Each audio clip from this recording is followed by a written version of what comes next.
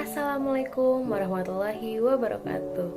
Shalom, Om Swastiastu, salam sejahtera bagi kita semua.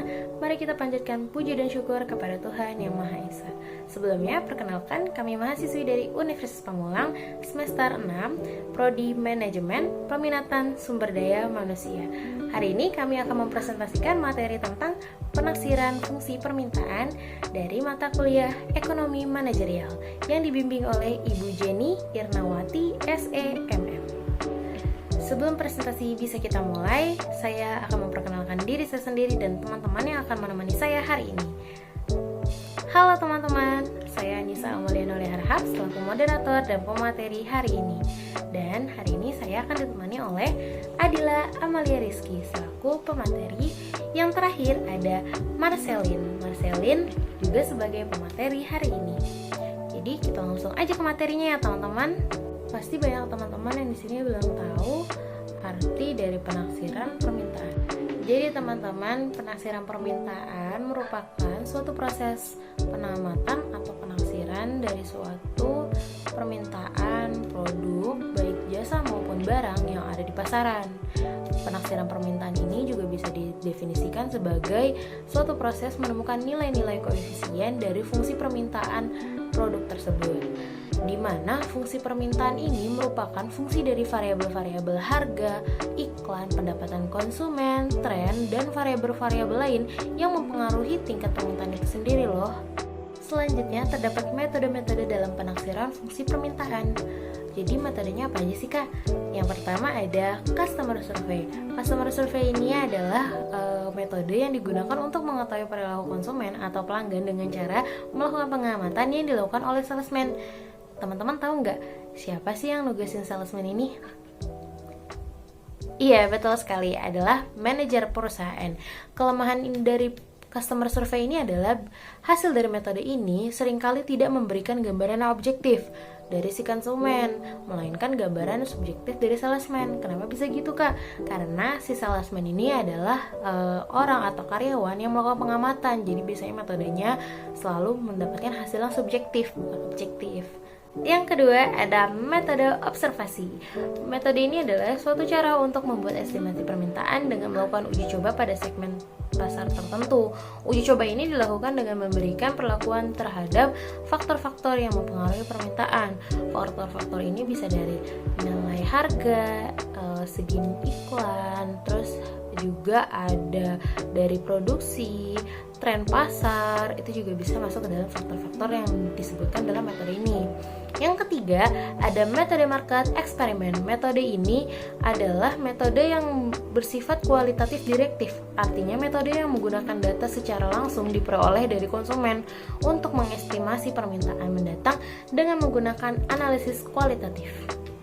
Materi selanjutnya akan dibawakan oleh Kak Marcelin, yaitu adalah tahapan-tahapan dalam penafsiran, perubahan nilai permintaan, dan yang terakhir ada contoh soal.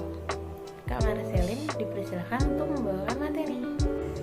Tahapan-tahapan dalam penafsiran. Proses penafsiran atau estimasi adalah merupakan tahapan yang perlu dilakukan untuk dapat menafsirkan fungsi permintaan. Tahapannya terdiri dari 1. Pengumpulan data, 2. Proses pengolahan data, 3. Penafsiran hasil estimasi. Perubahan jumlah yang diminta dipengaruhi oleh beberapa hal, yaitu 1. Perubahan harga, 2. Pendapatan konsumen, ketiga harga barang lain yang berhubungan, keempat populasi penduduk, kelima selera masyarakat, keenam pendapatan masyarakat ketersediaan kredit, ketujuh biaya produksi, kedelapan kecanggihan teknologi, dan kesembilan jumlah produsen. Contoh soal. Perusahaan sepatu Allen Sport ingin memperkenalkan sepatu baru dan ingin menaksir kurva permintaan untuk sepatu baru itu. Para staf Departemen Riset Pasar telah membuat survei dengan kuesioner atas 1.000 orang yang diwawancarai yang sedang berbelanja barang-barang yang sifatnya sama.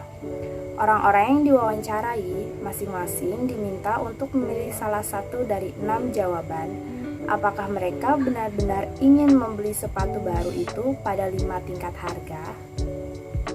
Terima kasih Kak Marcelin telah membawakan materi tersebut. Gimana teman-teman, udah paham belum? Kalau udah paham, kita bisa lanjut ke jawaban dari contoh soal atau penyelesaiannya. Penyelesaian dari soal tersebut akan dibawakan oleh Kak Adila Amalia Rizky. Kak Adila, boleh dipersilahkan untuk membawakan materinya. Selanjutnya, maksud dari slide di atas, yang berarti A sama sekali tidak, B nampaknya tidak, C barangkali atau mungkin, D nampaknya suka, E sangat suka, dan F pasti ya, dimana jumlah orang-orang yang menjawab pada step kategori di atas itu menentukan tingkat harga yang ditunjukkan pada tabel di bawah ini.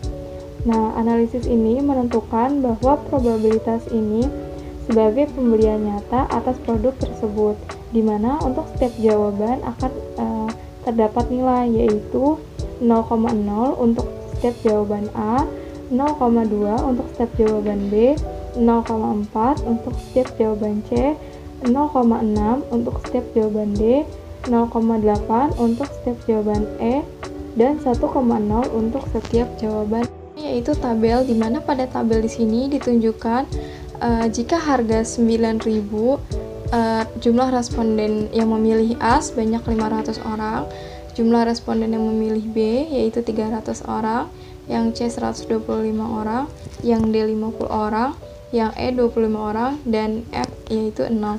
Sehingga jumlah kapasitas yang diharapkan itu yaitu 160. Begitu juga dengan harga selanjutnya yaitu 8.000, 7.000, 6.000, dan 5.000. Setiap jumlah responden ini akan dihitung kuantitas yang diharapkannya. Dari data di atas, kita dapat memperoleh nilai harapan atau kuantitas yang diharapkan.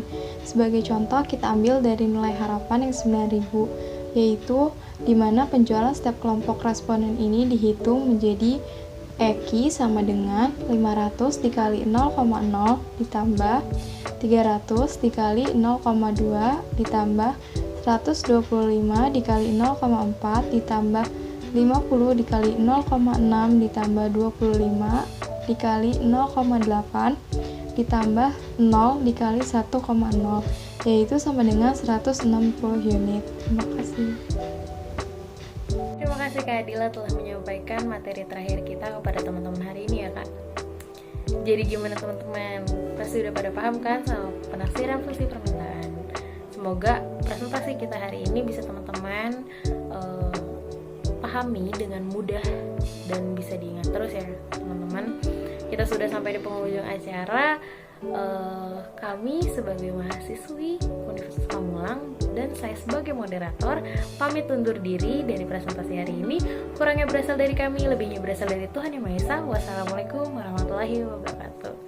Ya teman-teman, sampai jumpa ke presentasi selanjutnya.